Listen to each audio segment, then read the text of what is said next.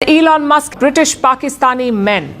They would often park their cars outside schools or care homes. Then gradually they would target young girls. They would offer them all kinds of things like alcohol, cigarettes, drugs.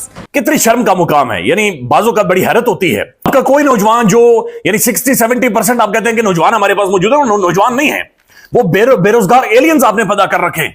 वो आपकी बोटियां नोच कर खाएंगे, उनकी आंखों में खून नजर आता है, उनके चेहरों के ऊपर गुर्बत नजर आती है। बड़ी तादाद मुस्लिम्स और एशियंस की है, लेकिन कहा यह जा रहा है कि वो जो एशियंस कहा जा रहा है उसमें बड़ी तादाद ऐसे हैं जो कि ब्रिटिश पाकिस्तानी हैं जो ये काम करे और उनके पर ये इल्ज़ाम आता है। उनको काफ़ी ज़्यादा पकड़ा वकड़ा भी गया। आपको जहाँ 4-5 पाकिस्तानी मिलेंगे अपने मुल्क की बदखुइयाँ करें, कभी आपको वो मुल्क की अच्छी बात करते नजर नहीं आएंगे, क्योंकि उसकी बुनियादी वजह यह है कि नेशन की सेल्फ एस्टीम को डैमेज कर दिया है। सीधा सीधा मान लेना चाहिए कि हमारा और कोई नुकसान नहीं कर रहा, हम तो खुद नुकसान कर रहे हैं। मैंने तो इस बात पे कई दफा कहा है, हमारा कोई दुश्मन नहीं है इस वक्त, हम खुद अपने दुश्मन हैं। इस तरह से मीडिया को रोका जा रहा है और बाकी लोगों को भी डराया धमकाया जा रहा है, एक्टिविस्ट को।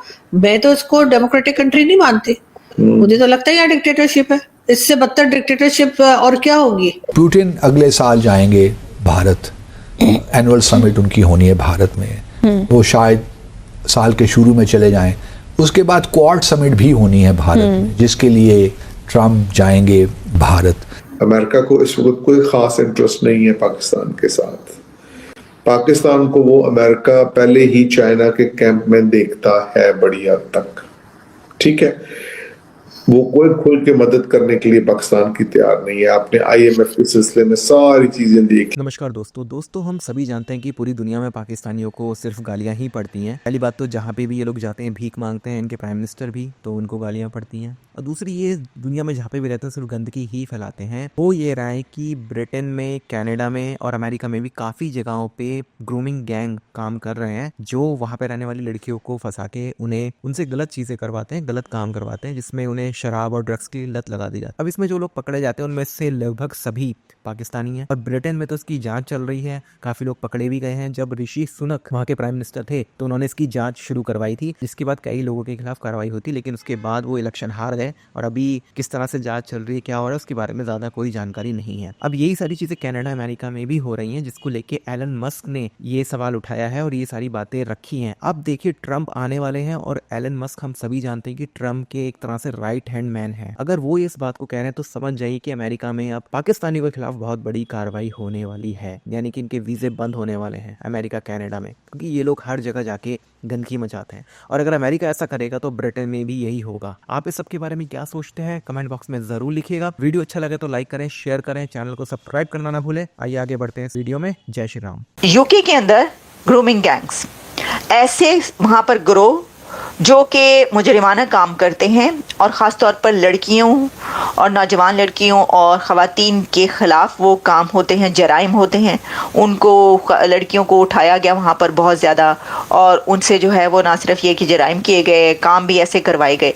तो ये जो ख़बर है ना, ये काफ़ी देर से चल रही है। अगर आप देखें कि फ्यू ईयर्स से ये हो रहा है वहाँ पर, और ये न्यूज़ भी आ रही हैं कि ऐसा हो रहा है। अच्छा, वो जो काम करने वाले, ऐसे काम करने वाले हैं, उनमें बड़ी तादाद मुस्लिम्स और एशियंस की है, लेकिन कहा यह जा रहा है कि वो जो एशियंस कहा जा रहा है उसमें बड़ी तादाद ऐसे हैं जो कि ब्रिटिश पाकिस्तानी हैं जो ये काम करे और उनके पर ये इल्ज़ाम आता है। उनको काफ़ी ज़्यादा पकड़ा वकड़ा भी गया और काफ़ी उनके खिलाफ कार्रवाइयाँ वगैरह होती नहीं, यानी ये केसेस चलते रहे और इस तरह की ये वाली खबरें जब आती हैं हम आप तक पहुंचाते रहे। तो एलॉन मस्क ने इसके ऊपर भी ट्वीट की है और उन्होंने कहा है कि ये जो वहाँ पर जो कुछ हो रहा है यूके में, तो ये बहुत अरसे से हो रहा है और ये बड़ी लेट है कि इसके ऊपर कोई मतलब काम हो रहा है या आवाज़ उठाई जा रही है। ये बहुत पहले ही हो जाना चाहिए था। तो उसके ऊपर भी फिर मैं देख रही थी सारा कि काफ़ी मीडिया, कुछ मीडिया की तरफ से, इंडियन मीडिया की तरफ से भी ये कहा जा रहा है कि वो उन्होंने इशारा पाकिस्तान की तरफ किया है कि जी इसके अंदर जो लोग हैं, यानी पाकिस्तान से मुराद ये कि वहाँ पे जो ब्रिटिश पाकिस्तानी हैं जो कि ऐसे बहुत सारे जो केसेस निकले जराइम ऐसे, उसमें वो मुलविस पाए गए। तो उन्होंने ये कहा है कि वहाँ पर ये जो कुछ हो रहा है उसमें नाम जो है वो उन लोगों का आ रहा है जो कि वहाँ के ब्रिटिश पाकिस्तानी। इतनी शर्म का मुकाम है। यानी बाजों का बड़ी हैरत होती है। इस मुल्क के अंदर इंटरनेट का बिल्कुल पट्टा गोल करके रख दिया गया है, ना यूट्यूब खुलती है। यानी ये जो वीडियो में रिकॉर्ड कर रहा हूं, आप यकीन माने, इसे अपलोड करने के लिए इंटरनेट डिवाइस के नीचे मुझे ऐसे पकड़कर खड़े होके 40 मिनट इंतजार करना पड़ेगा, तब जाकर ये बड़ी मुश्किल से जाकर अपलोड होगी। ट्विटर आपका खुलता नहीं है, तस्वीर आपकी कोई डाउनलोड नहीं होती, ट्रांजैक्शन आप कर नहीं सकते, बिल्कुल पट्टा इस मुल्क का बैठाकर रख दिया गया है, यानी तबाही निकाल दी गई है। आपका कोई नौजवान जो यानी 60-70% आप कहते हैं कि नौजवान हमारे पास मौजूद है, नौजवान नहीं है, वो बेरोजगार एलियंस आपने पैदा कर रखे हैं। वो आपकी बोटियां नोच कर खाएंगे, उनकी आंखों में खून नजर आता है, उनके चेहरों के ऊपर गुर्बत नजर आती है। इंटरनेट आपने उनका बंद कर दिया, इंटरनेट से वो कमाई करते हैं, उनकी तालीम इंटरनेट के ऊपर, यानी रोजगार इंटरनेट के ऊपर, और दुनिया चलती है आजकल इंटरनेट के ऊपर है। लेकिन किस तौर पर यह रियासती जुल्म है, ये बेसिक राइट की वॉयलेशंस है कि आपने इंटरनेट को बिल्कुल डेड कर दिया। यानी पता नहीं कौन सा क्या डर था इस हुकूमत को, किस नाजायज तरीके से इस हुकूमत को लाया गया था कि जनाब ये इतने खतरे में थे, इतने खतरे में थे। यानी अंदाजा लगाएं ये कहां पर होता है कि 2024 में आपका जो बेसिक एक ऑक्सीजन है, एक सोर्स है आपके एग्जिस्टेंस का, वही आप बंद कर दें, इंफॉर्मेशन का सोर्स आप बंद कर दें, आप रेवेन्यू का सोर्स बंद कर दें। यह ना असल इस मुल्क के साथ शरपसंदी और यह असल दुश्मनी है इस मुल्क के ऊपर। यह नेशनल सिक्योरिटी को वाकईतन खतरा है जिस तरीके से इंटरनेट को डैमेज किया गया। पता नहीं कौन से तजुर्बात करते रहे, कोई कहता है हम फायरवॉल लगा रहे हैं, कोई एक तो खातून आकर कहने लगे हम फाइबर वॉल लगा रहे हैं, कोई कह रहा हम चाइना से फाइबर वॉल लेकर आएंगे, किसी ने कहा वो समुद्र के नीचे से तार गुजरती है वो शार्क उठकर खा जाती है, किसी ने कहा शार्क उठकर नहीं खाती जी, असल में हमारे अपने तजुर्बे हैं। तो बहरहाल जो गोल गोल कर ये बनाते रहे, उसका नतीजा ये निकला कि आपके दारुल हुकूमत के अंदर भी आज ना तो बैंकिंग ट्रांजैक्शन हो सकती है और बिल्कुल इंटरनेट इतना ये फिरकी घूमती है इंटरनेट की, यकीन माने कि हमने उन मुल्कों से भी ज्यादा नुकसान करवा रहे हैं जिन मुल्कों के अंदर वॉर्स हैं, सिविल वॉर्स हम कहते हैं। हमारा क्यों 1 हम तो $1 मिलियन के लिए भाग रहे हैं। कभी सऊदी अरब को कहते हैं, कभी यूएई को कहते हैं $1 बिलियन दे दो, और खुद ही $1.62 बिलियन का नुकसान करके बैठ गए। ये कोई दुनिया में कोई ऐसा मुल्क होगा? और ये जो रिपोर्ट आती है, ठीक है जी, ये आप समझ लें कि जो गवर्नमेंट जो शट डाउन करती है इंटरनेट 2024 में, उसकी जो कॉस्ट है वो $7.62 बिलियन थी 2024 में।